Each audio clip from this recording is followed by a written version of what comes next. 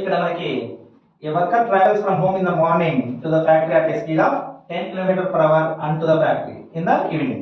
If he travels from home at a speed of 8 km per hour and takes a total time of 4 hours on both occasions, what is the distance between the factory and home?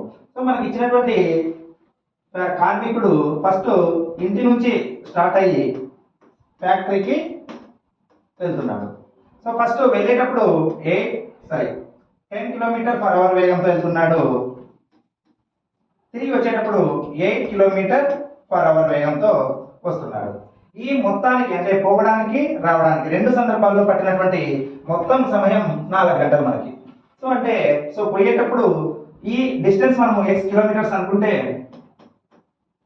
So వెళ్ళేటప్పుడు వచ్చేసి ఉదయం factory నుంచి ఇంటి నుండి ఫ్యాక్టరీకి, factory నుంచి ఇంటికి x/10 time తీసుకుంటున్నాడు.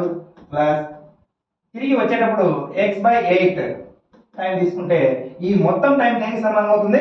4 అవర్స్ కి సమానం అవుతుంది. So same LCM తీసినట్లయితే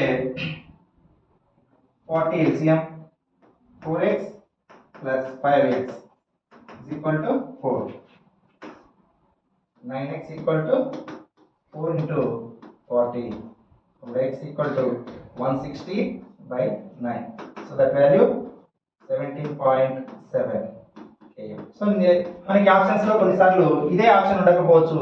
so near గా 18 కిలోమీటర్స్ ఆన్సర్ ఉండొచ్చు. ఇదైనా ఉండొచ్చు లేదా 18 కిలోమీటర్స్ అయినా ఉండొచ్చు.